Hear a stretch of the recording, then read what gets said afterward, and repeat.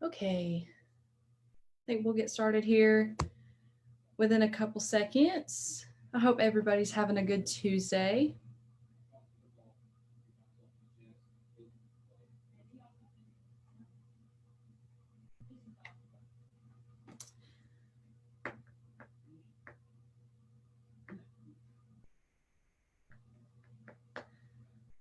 Alrighty.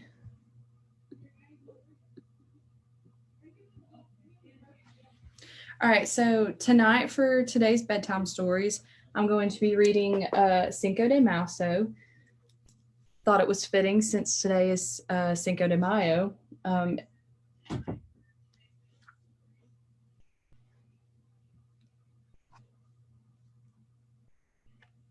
Okay, so Cinco de Mayo by Judy Cox, illustrated by Jeffrey Ebler.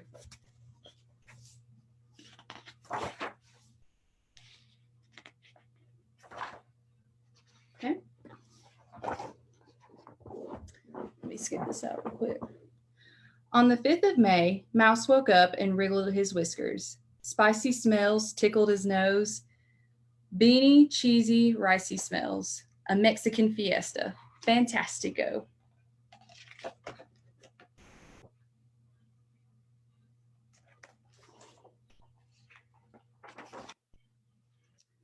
Mouse crawled out of his hidey hole.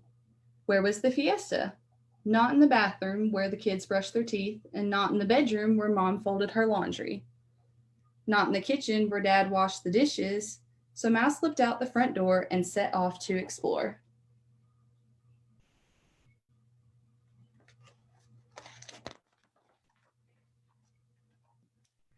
Mouse scampered down alleyways, past sidewalks and streetlights.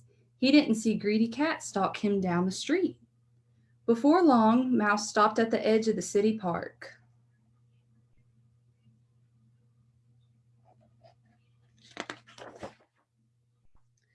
What sights met his eyes! All around were people eating, singing, dancing, strolling, and playing.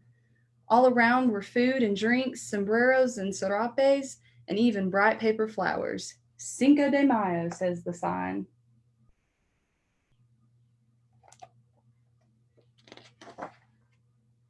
His eyes grew round as he beheld a confetti-covered piñata, stuffed with candy and shaped like a burro, hanging in a tree above the plaza. I must have that for my fiesta, he said to himself. He jumped, but the enticing piñata swung far out of his reach.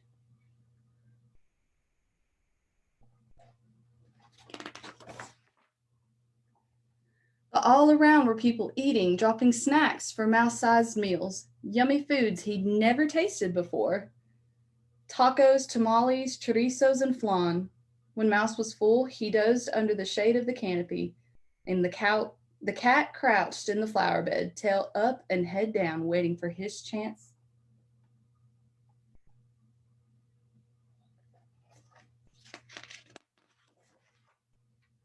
But all around came dancer stamping, heel stomping, toes tapping.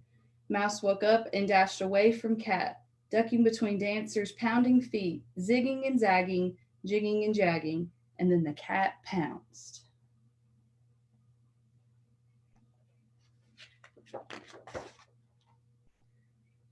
But he missed his prey as Mouse darted beneath the stage. Mouse heard the mariachis play and heard the guitarron and the trumpets, the sweet-voiced violins. He heard the boom of the fireworks and people shouting, Viva Mexico!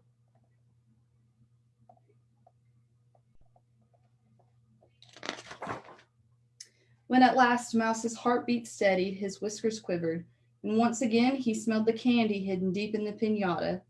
But how to reach the sweets buried in the burrow swaying high above the plaza?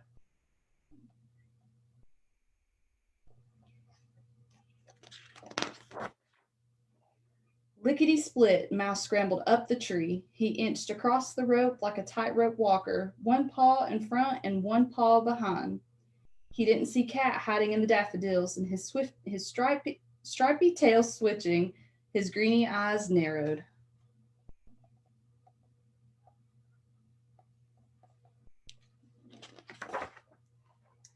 The pinata swayed as Mouse climbed up, and he smelled the treats, fruity, sugary, and honey sweet. He nibbled, he gnawed, and he could not reach the treasure inside. And just then, the swish of the stick as a child swung and someone jerked the pinata aloft.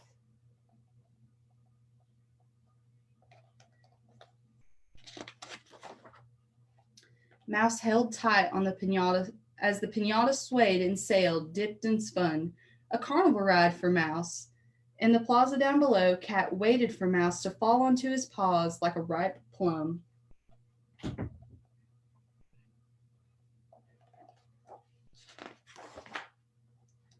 And then whap! A mighty blow and the burrow burst. Mouse flew through the air like a skyrocket and landed in the rose bushes, head spinning and tummy churning.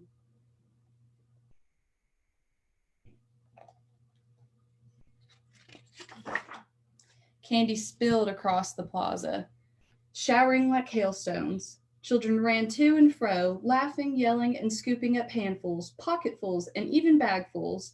And then someone stepped on Cat's tail.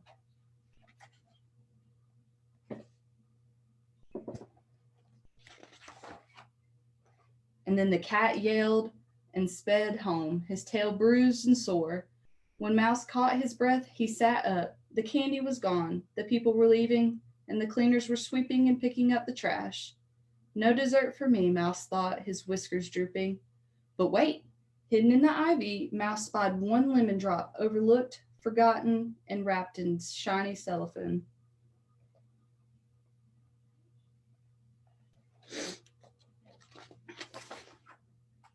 He picked it up, and he ran home to his hidey hole for one last treat. Cinco de Mayo, que felicidad. The end. Well, thank you all for joining me for Bedtime Stories tonight. I hope you guys have a great Cinco de Mayo, and be sure to be on the lookout for some of our activities that we will have posted tomorrow on our page. Y'all have a good night.